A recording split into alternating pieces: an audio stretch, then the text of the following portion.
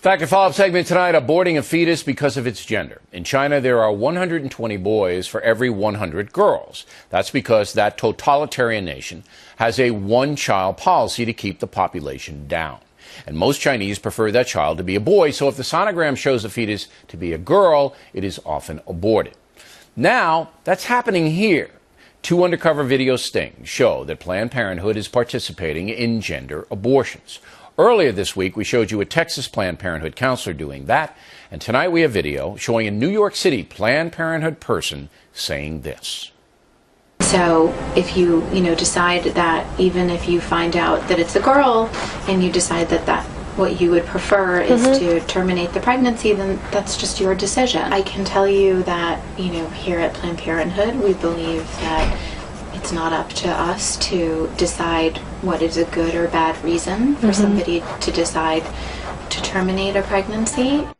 So it's a free fire zone at Planned Parenthood. Now, the House today could not muster a 2/3 vote to ban gender-based abortions. And incredibly, the President of the United States will not condemn them. The administration opposes gender discrimination in all forms. But the end result of this legislation would be to subject doctors to criminal prosecution if they fail to determine the motivations behind a very personal and private decision. That's not quite true. It would subject doctors to criminal prosecution if they knowingly aborted a fetus based upon a gender decision by the mother. Joining us now from Washington, Laura Ingraham. Now, the vote in the House was 246 to criminalize gender-based abortion, 246, and that included 20 Democrats voted for to do that. 7 Republicans voted against criminalization, including Ron Paul, okay? But they didn't get 2/3, and so gender-based abortion is legal in the United States of America. Bill, you did such a great job on this in your talking points memo this week, and this is a stunning development. It is. It really I know is. people think this is a pro-choice, pro-life issue. This is not. This is about basic human decency and whether we're going to choose to go down the road of barbarism or humanity. And in this case, the president's spokesman comes out and says, well, this would require basically that doctors determine the motivation of the women who go into these clinics or who go into OBGYNs. And that's a bald-faced lie. That is not true. The legislation, as you pointed out, specifically says the doctors have no affirmative obligation to discover. Let me read it to you. And this is why Jay Carney should be very careful in what he says, because what he said, as Laura and I just pointed out, is not true. Here is the bill.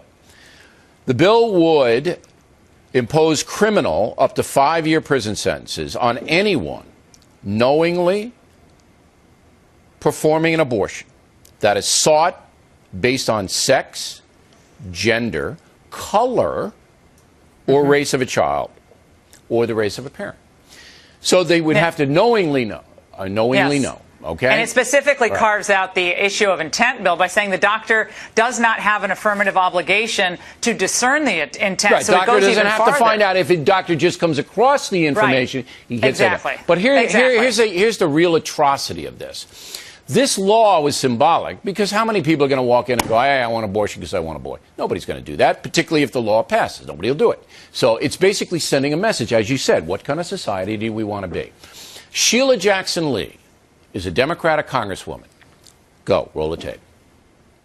We're going back to the days of coat hangers. That's what they want to do. They want to criminalize doctors because what that says is, how do you know that a doctor is engaged in helping a woman abort because of the particular gender of the fetus?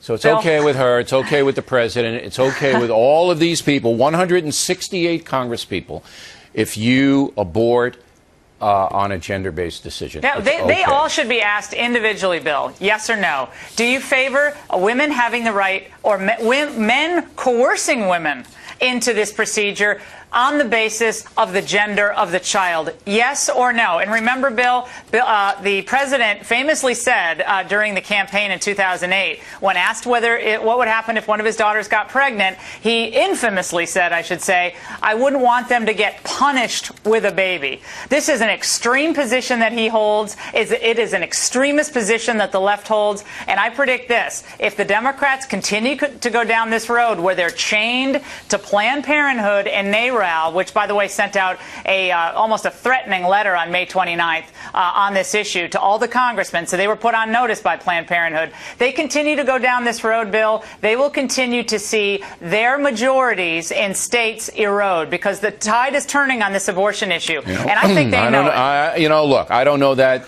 but you could very well be right. But here's what I know. The Media Research Center looked at the news this week on the nightly newscasts and CNN.